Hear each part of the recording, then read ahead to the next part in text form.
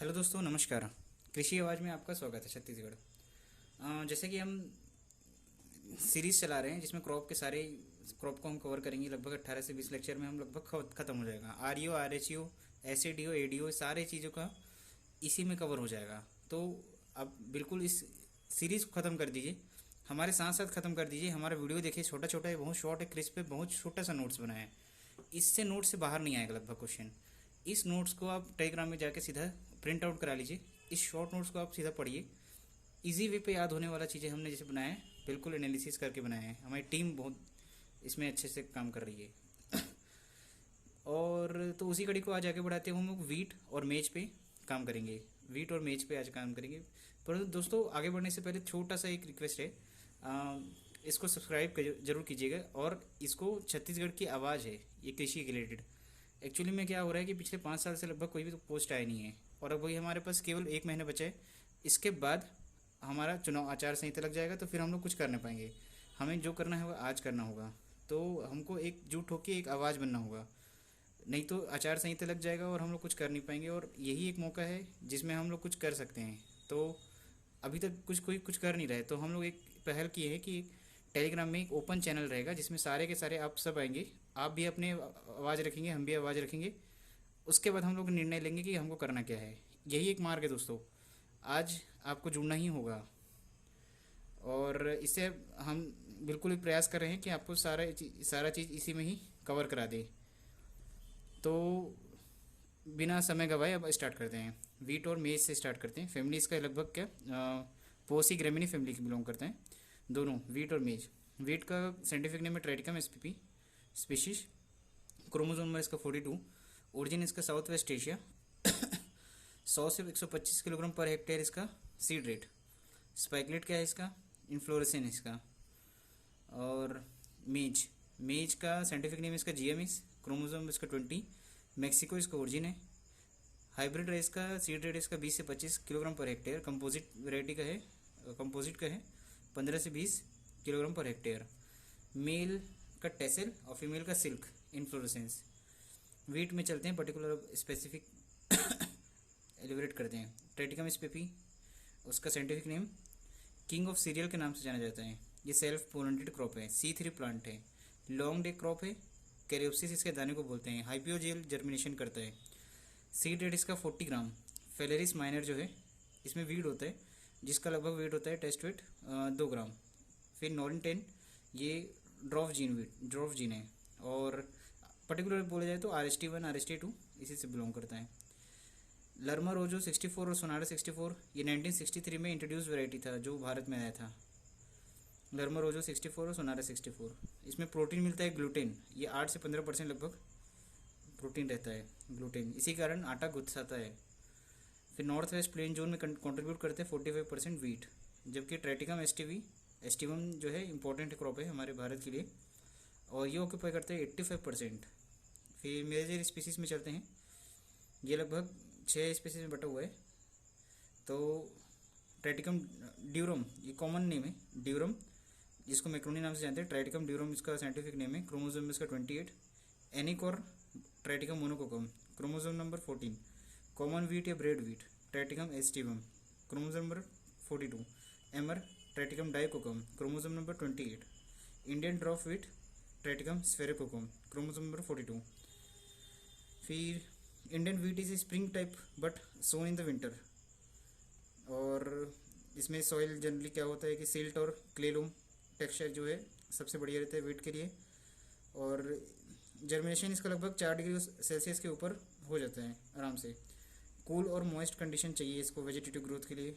Warm and dry weather चाहिए during the gain formation के लिए वार्म और ड्राई वेदर चाहिए। ऑप्टिमम टेम्परेचर लगभग 20 से 22 डिग्री सेल्सियस होना चाहिए।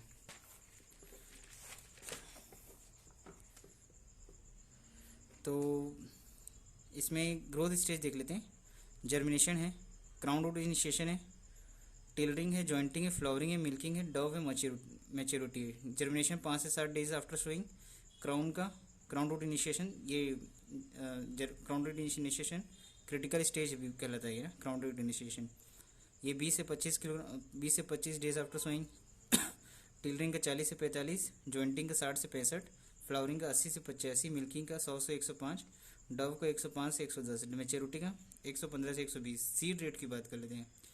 नॉर्मल वाले कंडीशन में 100 से 125 किलोग्राम पर hectare is sufficient, but rainfed वाले कंडीशन, ये लेट सोइंग वाले कंडीशन जो रहता है उसमें 120 किलोग्राम पर हेक्टेयर होता है। डिबलिंग वाले कंडीशन में 25 से 30 किलोग्राम पर हेक्टेयर, और FIRB एस वाले कंडीशन में 75 किलोग्राम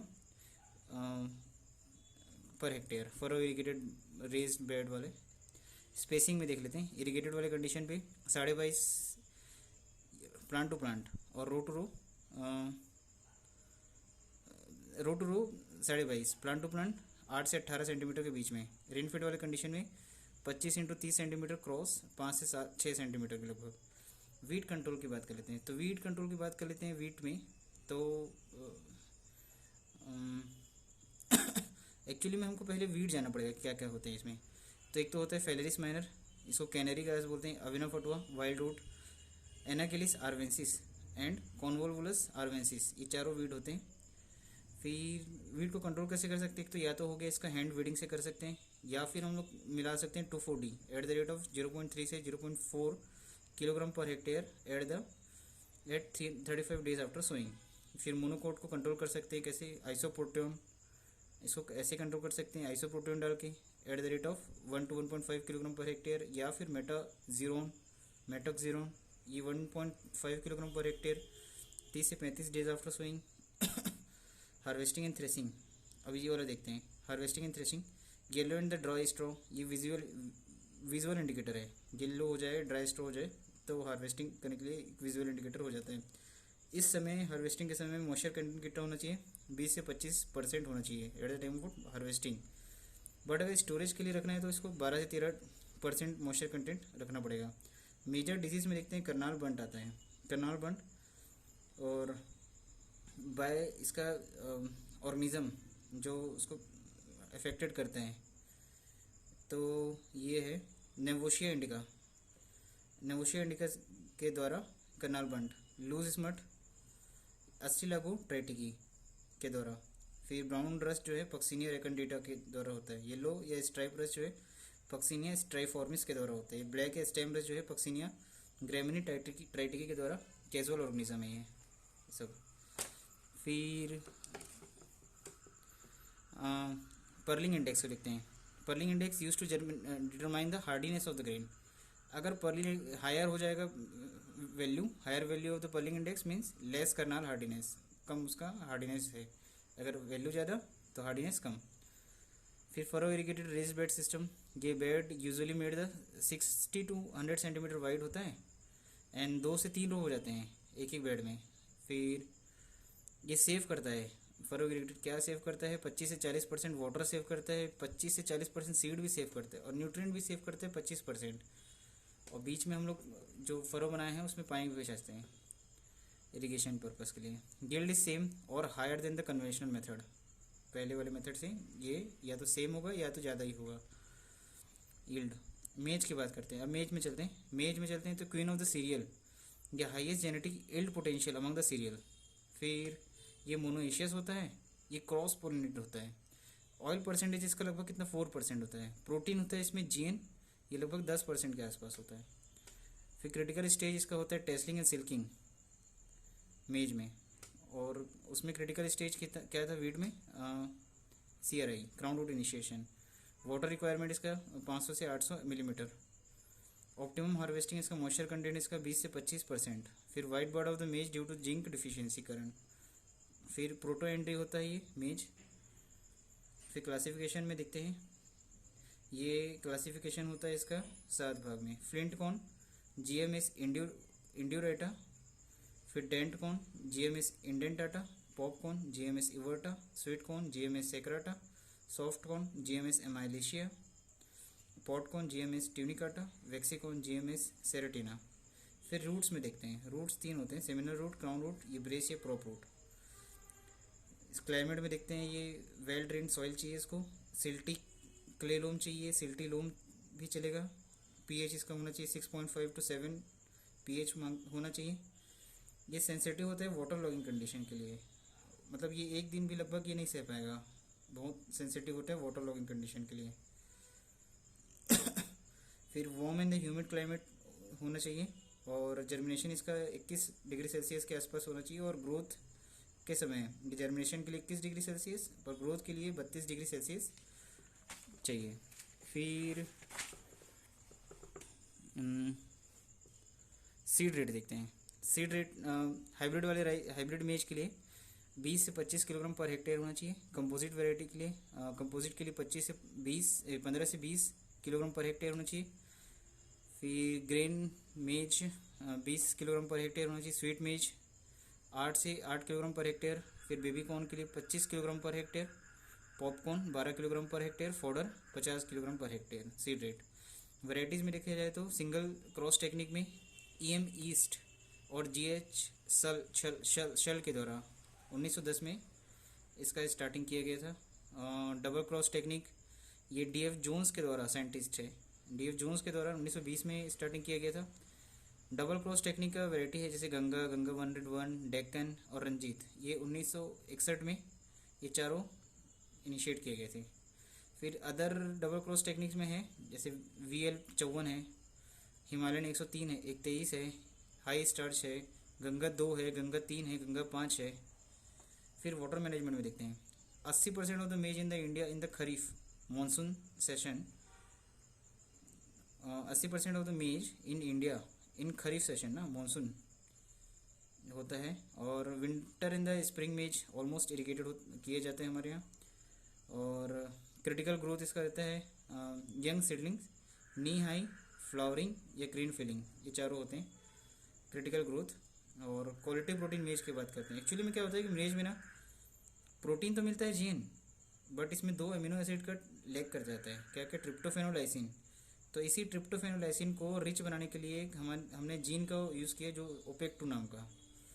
ये हमारे को क्या बना के दिया, क्वालिटी प्रोटीन मेज बना के दिया। क्वालिटी प्रोटीन मेज में रिच कर गए क्या, लाइसिन और ट्रिप्टोफैन में, जो पहले लैक कर रहे थे अब उसमें रिच कर गए। बट अब लैक कर रहे हैं क्वालिटी प्रोटीन मेज में क्या, ल्यूसिन या आइसोल्यूसिन। तो क्वालिटी प्रोटीन मेज में जैसे वैरायटी है प्रोटीना, ये 4% ल्यूसिन है। शक्ति में 3.4% ल्यूसिन है। रत्ना में 4.4% ल्यूसिन है।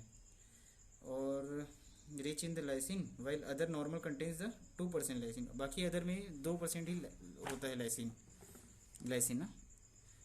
फिर हार्वेस्टिंग देखते हैं। बेबी कॉर्न में जनरली क्या होता है कि 101 से 3 डेज ऑफ सिल्किंग इमरजेंस के बाद 1 से 3 दिन बाद हम लोग उसको देख के हार्वेस्ट कर देते हैं सिल्क इमरजेंस के बाद ना। स्वीट कॉर्न में 18 से 20 दिन बाद आफ्टर पोलिनेशन ना स्वीट कॉर्न में हम लोग हार्वेस्ट कर देते हैं। फॉर अदर हार्वेस्टिंग के लिए क्या करते हैं, मॉइस्चर कंटेंट होना चाहिए 20 से 25% ग्रेन्स का बाकी के लिए ना। और यील्ड होता है इसका लगभग उसे 5 टन पर हेक्टेयर ग्रेन यील्ड होता है, और 10 टन पर hectare of the straw yield होता है, और about 3 tonne hectare of the grain yield obtain under the rainfed condition. ये इरिगेटेड वाला कंडीशन है, ये रेनफेड कंडीशन है। फिर डी टेस्लिंग होता है, एक प्रोसेस होता है इसमें रिमूवल ऑफ द टेसल होता है, male inflorescence from the female part for hybrid seed production करने के लिए इसको हटा दिया जाता है। थैंक यू दोस्तों, बट आप इसको सब्सक्राइब अवश्य कीजिएगा और ज़्यादा से ज़्यादा तक लोगों तक पहुंचाइए, ताकि हम लोग एकजुट होकर अपनी आवाज़ को आगे बढ़ा सके। और सरकार हमारी आवाज़ तभी सुन पाएगी जब हम लोग एकजुट हो पाएंगे। हम लोग मिल के कुछ ना कुछ स्टेप अवश्य लेंगे। धन्यवाद दोस्तों।